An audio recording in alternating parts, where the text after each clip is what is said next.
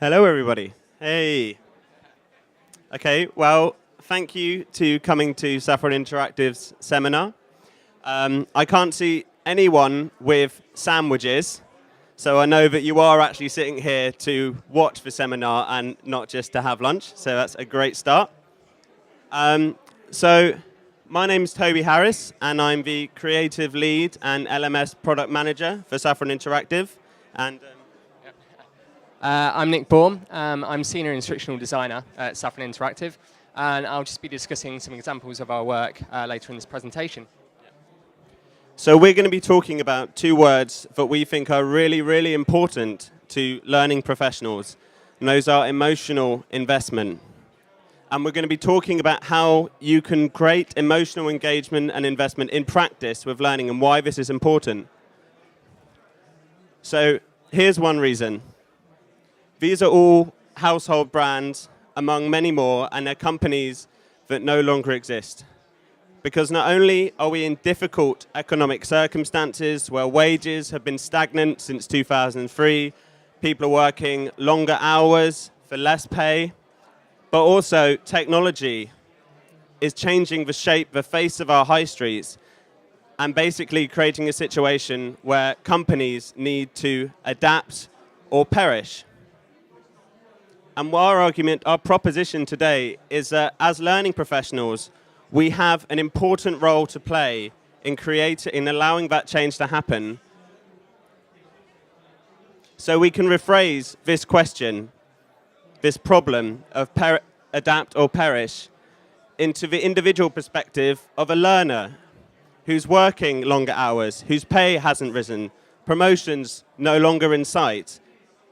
Why should they care about a new business system, which may well make their job obsolete, but is nevertheless necessary for that company to survive?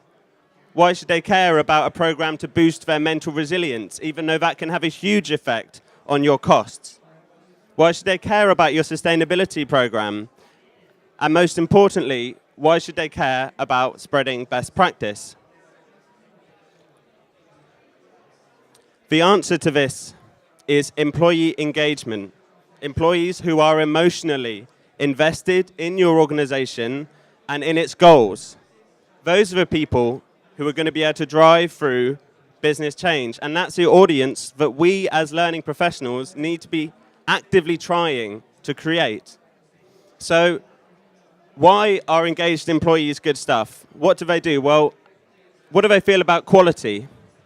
So 88% of emotionally engaged employees believe that they can positively impact quality. They can impact the quality of a brand versus only 38% of the disengaged. And how about costs? 68% of emotionally engaged employees believe that they can positively impact costs. Now, typically, cost cutting is something that's seen as being forced upon people. But actually, emotionally engaged employees who feel emotionally invested in your goals are almost like a magic recipe because they will drive through these kind of changes that you need. And only 19% of the disengaged believe that. And most importantly, only 31% of employees are actively and emotionally engaged in their jobs. They're actively aligned to their organization's goals. So this gives us a problem because it shows that whatever we're doing, we're not fostering emotional engagement. And you can implement whatever new business system you want. You can have an extremely sophisticated sustainability program. You can have everything right on paper. But unless you're creating an intrinsic emotional bond with your learners, there isn't going to be the population to drive through the changes that your organizations all need to make to survive in the next 10 years. So learning needs to change. And we're going to look at some important contexts that we need to take account of. So this is the fairly new science of behavioral economics. It's about the understanding that the rational, calculating human of Adam Smith, who's only interested in the specific advantages that they can calculate, doesn't really exist. People aren't really motivated by extrinsic factors like pay rises or promotions. day to day, we make our decisions based on intrinsic factors, and so that's what we need to focus learning on. So community, peer comparison is an incredibly important motivator. So for example, people are far less concerned about how large their salary is overall than how large it is compared to those of their peers. That's what drives bankers to want to earn more and more money because everybody else is.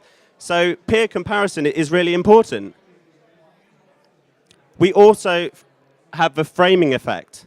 So frames are basically the emotional and cognitive filters that we apply, and they enable us to respond to situations and to make decisions.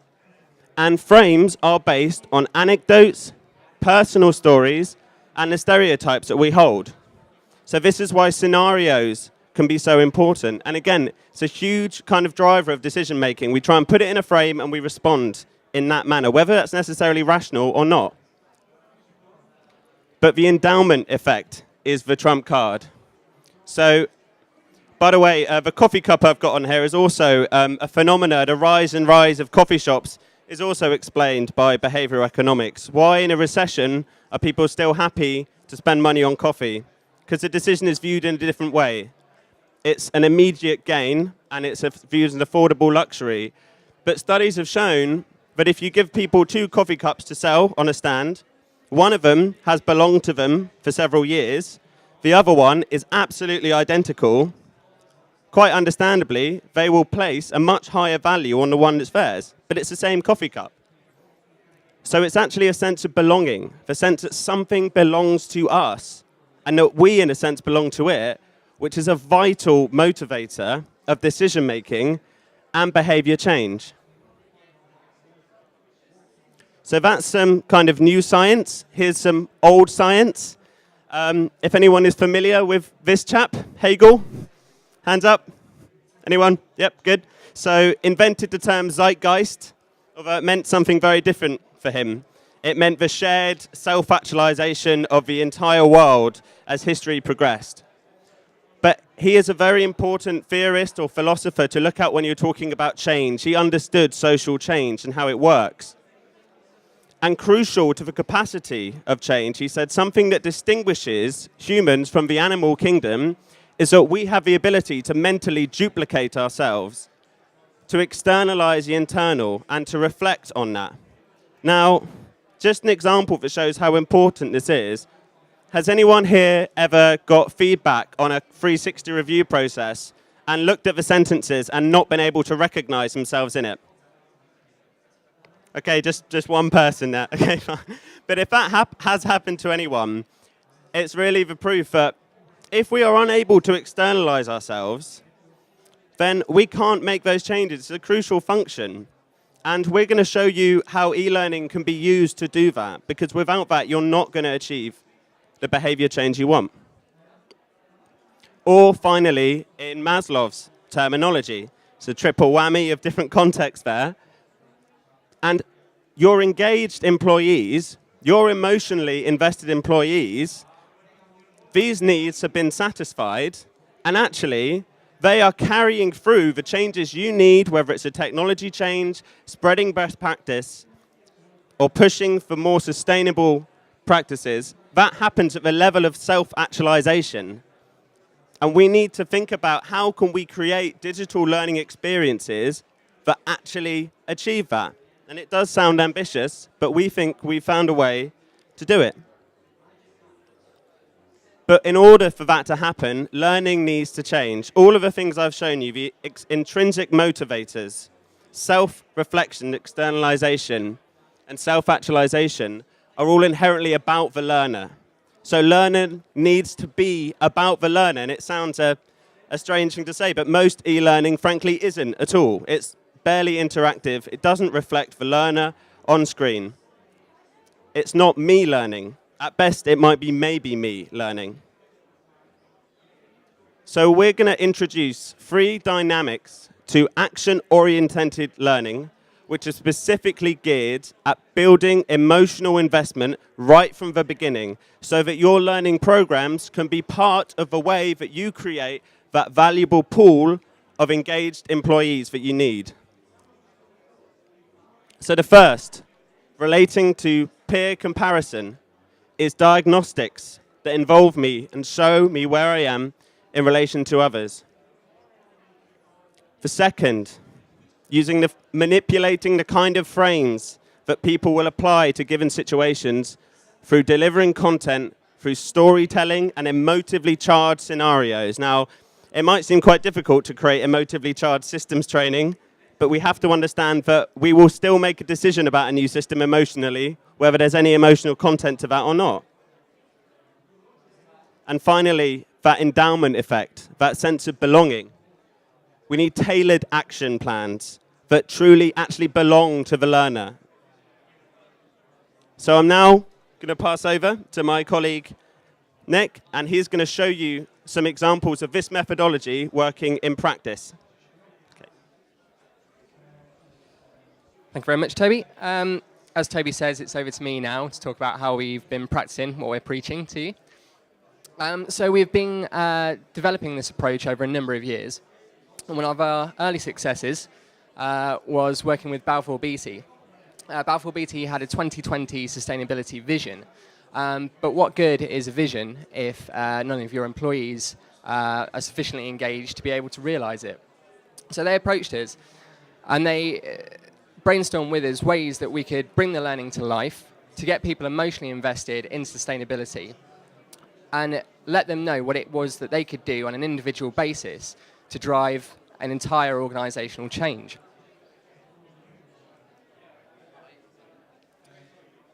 So we were working from an audience made up of 26 opcos, operating companies, that had incredibly diverse messages when it came to sustainability.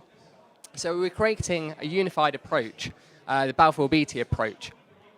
The kind of people taking this course were everybody from people working right at the ground level, so cleaners in the offices, right through to senior executives at board level. And we developed this diagnostic approach. Because sustainability for us is about striking a balance. It's not just about carbon emissions. It's about balancing between economic, social, and environmental components of sustainability. So throughout the course, we developed scenarios that were relevant and tailored to personal job roles. So whether you were working in administration, facility support, design, or construction, you were given a scenario and asked to choose a response. Based on your response, you were shown how your response correlated and matched against the Balfour Beatty approach. So where you were at the moment and how this content related to you. We wanted to foster a kind of agency of message between sustainability at a corporate level and individual grassroots action.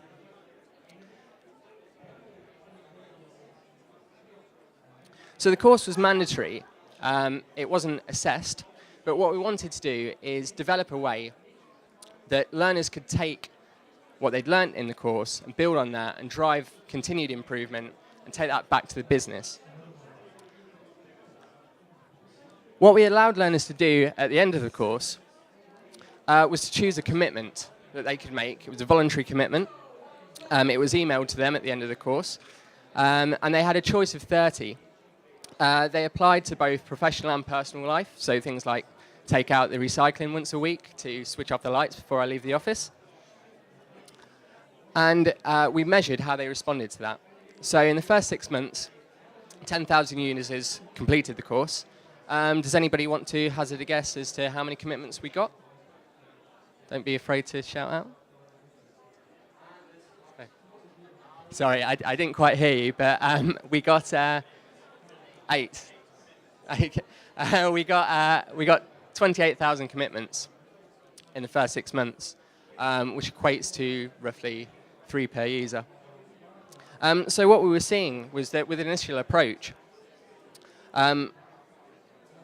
emotionally engaged staff, primed and orientated to action, can drive business improvement and realize the vision that the company was looking to realize. It's not about sustainability being kind of owned by a single entity, by Balfour Beatty, but being comprised of collective and comprised individual actions that all feed in to the organization. So how did we develop this approach? Well, Transport for London came to us last year, and the occupational health team had a real and immediate problem facing them. I'm sure, as many of you know, if you got the tube here this morning, it can be a frustrating experience. And unfortunately, some passengers take that frustration out on Transport for London staff. It contributes to a very stressful, highly pressurised working environment. And that increases around times of increased demand, such as the Olympics that we were working towards at that point. And roughly 1 in 4 people are affected by mental illness each year, which equates to about 7,000 members of Transport for London staff. A lot of these absences are due to stress-related illness. And Transport for London were looking for a way to empower staff and let them know how they could manage their mental resilience and develop their mental resilience in the short term to cope with the increased demand of the Olympics, but also to bring these long-term absences down. So we developed a 3-pronged approach in our design. Our first design approach was to develop an initial diagnostic. We worked with an occupational psychologist working with Transport for London to develop a questionnaire that asked users how they were feeling.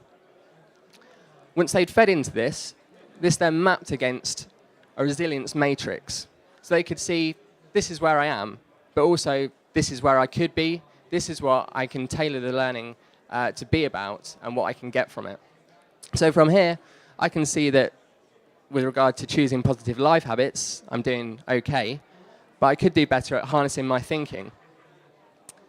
So how does this inform the rest of the learning? Well, we gave users relevant and relatable scenarios that were drawn from case studies within TfL. They were completely anonymized. And we asked learners to respond and choose a best way to control and respond to the situation. We then gave supportive or corrective feedback. But what we were aiming to do with these scenarios is to encourage that agency, get people thinking about, even if this isn't directly applicable to them, what situations have I been in that are similar to this, that process of self-reflection and thought. Following these scenarios, we allowed users to develop their own tailored personal action plan using a series of tips that were populated based on their responses to the scenarios and also that initial diagnostic that they'd completed at the start. And these form part of a resilience basket, something that they could take away and check out. So, did it deliver? Well, 80% of people who we surveyed following completion of the course said that they enjoyed it. They found it engaging, they found it an enjoyable use of their time. So what? Well, some of the things that they were saying in their qualitative feedback that we gathered was that they were using this to forward plan and develop themselves for the future. That it allowed them to see a real improvement and a way to get there. And also that they were revisiting this, and it was something that they could come back to drive continuous professional development. What we found is that 76% of people actually took the action plan away, populated it with points, and used it on a day-to-day basis. We then surveyed these users a year after completion of the program, and we found that 70% of people were still using those tips every day at home or at work in order to build and develop their mental resilience.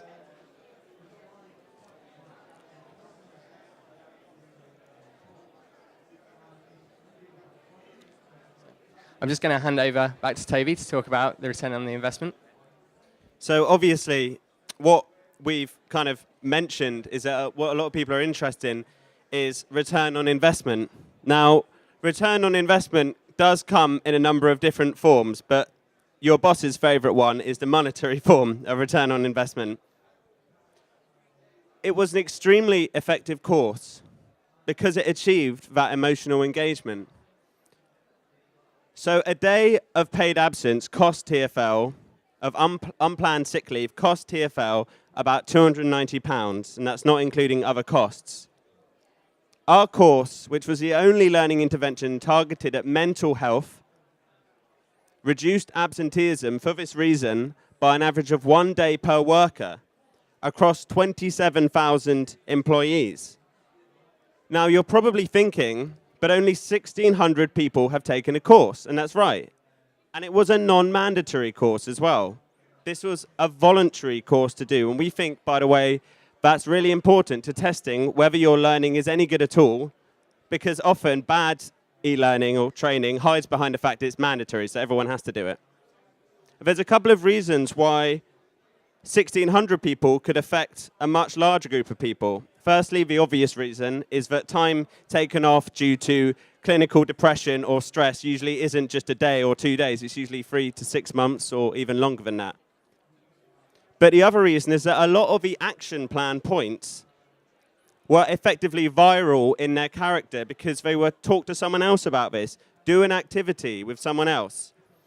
And what we basically did with this course was to break down the taboos around mental health, which were stopping people from using the resources in place. Most of the action plan points were use the resources that are there, consult this document, and they're all linked to within the course. And this is the real point that we want to raise here, that return on investment is always, to some extent, as we've seen, a return on emotional investment. And that the biggest source of that return is actually cultural change. And no matter how far away, how difficult that might seem to try and achieve, cultural change is where we should be aiming across an organization.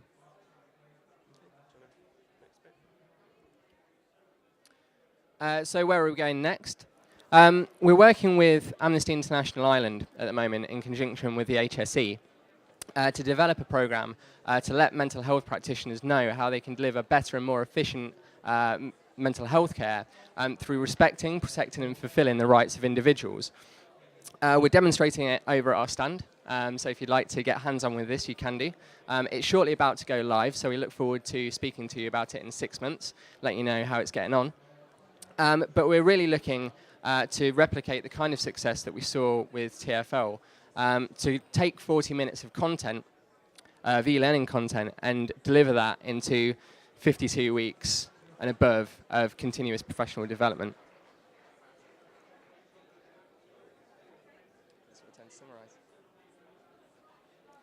And so just to sum up some of the key points that we have raised today. So the first is that, of course, business change is key to survival. It really is adapt or perish. Adapt to new technologies, to more difficult economic circumstances, or your organizations will not survive. And only emotionally invested employees can actually actively drive that change through. And we've seen what happens when they can't. So this is why learning needs to aim at not just simple fiscal ROI, but a return on emotional investment in learning content and in your organization's goals. In order to achieve that, learning has to be tailored and action-orientated. As Nick just said, it's not about what happens in the 40 minutes that they're doing the course. It's about what happens in the 40 weeks after they've finished doing that course. That's where your learning needs to be aimed at. And finally, that cultural change is the biggest, and we think the best, source of return on investment. So, while the About Us slide is up, would anybody like to ask any questions or raise any points?